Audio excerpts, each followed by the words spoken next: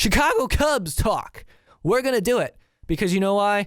Chicago Cubs are still the best team in baseball. It's June 10th. Every single time I bring up the Cubs, I say they're the best team in baseball. And yet, here we are. Months into the season, they still are atop MLB. That's the American League and the National League. They're both right on top of both because they're amazing. And I say that because they are kind of riddled with injury lately. Rizzo's out day to day. He's got a back issue. They were forced to go without their best catcher in Miguel Montero for an extended period of time, which forced them to play David Ross extensively and Tim Fedorovich extensively, and that was pretty rough. And, of course, they lost Schwarber. They're getting over the injuries, though, because they're still winning. They have production from Baez, who looks very good, and ever since he returned from his injury, he looks very good. Russell's very productive. He's slumping as of late, but his average with runners in scoring position is off the charts. It's fantastic. He's clutch. He's great defensively. Definitely going to be an all-star this year, most likely, especially with the Cubs fans out there voicing their opinions. Dexter Fowler was huge. Overall, it's just been great. But so some Cubs news for you. It's exciting for me to talk about because I got some hot takes for you. Albert Almora got called up after more injuries went down, and I like it. I'm excited to see him play. Now, I don't think he's going to stay up for very long. He'll probably stay up because Tommy La Stella just hit the 15-day DL. Another injury. Solid player. And La Stella's been hurt pretty much his entire career, but he's a productive infielder. One of those guys who you can rely on defensively and with the bat. But now he's done, but Almora, man, he's going to be your future center fielder. You can tell already. He's got the tools. Great defensively. I think he was a 65 or a 70 rate defender. And he can hit. He can run. Got a great arm. We saw him play left field. He gunned a guy out at home. That was really cool. He had his first major league hit. He's going to get some playing time. We see what he can do on a team that's kicking ass in the middle of June. So there's really no stress on him because there's so many compliments in this lineup that can pick him up. But I mentioned Almora because he's going to be on the roster, like I said, until maybe La Stella is healthy, if he ever does get healthy, because who knows with that guy. Really, the news I wanted to get to, though, was the trade that the Cubs made. And boy, was I excited to hear about it because this player was one of my favorites over the last 2 seasons. And he's back. Chris Coghlan, my man Chris Coghlan, former Rookie of the Year. He's back. They traded Arismendi Alcantara to Oakland for Chris Coghlan. Now, you remember Coghlan was traded to Oakland this offseason just before spring training began so they could open a roster spot for the return of Dexter Fowler, and they got a pitcher, Aaron Brooks, in return. Now, Brooks, he's really nothing. But Alcantara, Alcantara, he was very impressive when he came up initially at the start of his career, but then slowly trended downward in pretty much all facets at the plate because I think right now where the Cubs are at this point with their farm system and their major league club, there's really no room for Alcantara because I think they're just done trying to fix the fact that he strikes out a ton. And I mean, they did a really good job with Baez. You see Baez's contact rate go up and his strikeout numbers dwindle, but with Alcantara, I just think it was a work in progress that never really progressed. And he's a switch hitter. Valuable in the outfield, plays second base, was hitting really well in AAA for the first time in a couple years.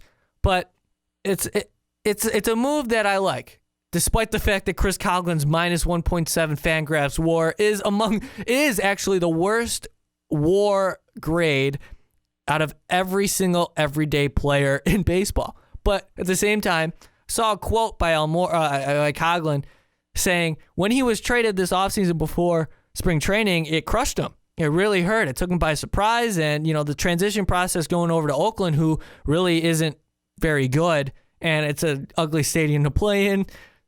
And the Cubs, of course, who would want to get traded away from the Chicago Cubs at this point when they're killing it, best team in baseball? And he was a very huge piece of their success. Nobody wants that. So hopefully with Coghlan back, he can rebound and get back to where he was with the Cubs, because really he's only had 3 good seasons in the majors, and that was the 2 years when he spent with the Cubs and his rookie year in Florida or Miami. So hopefully Coghlan can produce, because he's a left-handed outfield bat and a solid defender, and he can also play second base a little bit. So that I think the thought in acquiring Coghlan was a good one, because once the Cubs get healthy again, I feel like Almora is going to have to be sent down, and Coghlan is a nice filler because Soler's hurts. I forgot to mention Soler too. So the Cubs are riddled with injuries here, but they're still able to get contributions from main guys, and even Jason Hayward. Jason Hayward sucks this year, plain and simple, and they're still being able to overcome it, and that has a lot to do with the fact that their starting rotation is the best in baseball. Every single starter has an ERA under 3. I don't think any other starter in baseball has an ERA under 3. That's pretty damn impressive. Well, I might be wrong on that. Who knows? But to say, you get what I'm saying. The Cubs have been very good in the bullpen, late innings. I mean, yeah, there's a couple instances where they've blown leads, but not really. And Hector Rondon, top 5 closer in baseball now. He doesn't even get a chance to close games anymore because the Cubs are scoring so many runs. I saw a stat, their record where they score 6 or more after 7 or more runs. When they win by 6 or 7 or more, they're 21-3. But in one-run contests, they're 6-7. They're not. Last year they won every single one-run game, right? But this year they're just blowing teams out. They're just winning everything. But at the same time, they're in the midst of one-run games, below 500, but it's no big deal. The fact that they're 21-3 when they score 6, when they're outscoring their opponent 6 or 7 runs, that's unheard of. And their run differential, you're going to talk about it, hear about it all year. It's just out of this world. I think they have like 50 more runs scored, or maybe, yeah, it's like 50 or maybe even 100 more runs scored than the second place team, like the team behind them in that category. So, man, this team knows what they're doing. Now, I want to touch on, because the rumors are swirling already, I want to touch on some possible trade targets going forward, because June 10th, trade deadline, about a month and a half away. Got to start looking into these things. And I guess the positions of need really that the Cubs are faced here is within their bullpen. And you want to get a back-end guy who's reliable, preferably a lefty. Now, I saw some bogus reports that the Cubs were in the midst of an Aroldis Chapman trade. Don't listen to those, because those are stupid and out of this world. They're not going to trade guys like Schwarber, Soler, Baez even for 1 year Chapman. That's stupid. Very stupid. And Epstein doesn't think that way. Personally, I would love Andrew Miller. If the Cubs got Andrew Miller, man, I'd jump for joy. And yeah, they would have to give up some value here, but they have the value to give up. Maybe a Vogelbach, because Vogelbach's just rotting away in AAA, and he's a really good left-handed talent. And I see him as an American League player, especially since he's a first baseman and he could DH for you. Team that I see him fitting with is the New York Yankees, who, hey, look, they have Andrew Miller. Now, if you can add in Vogelbach to this trade type of situation, do it.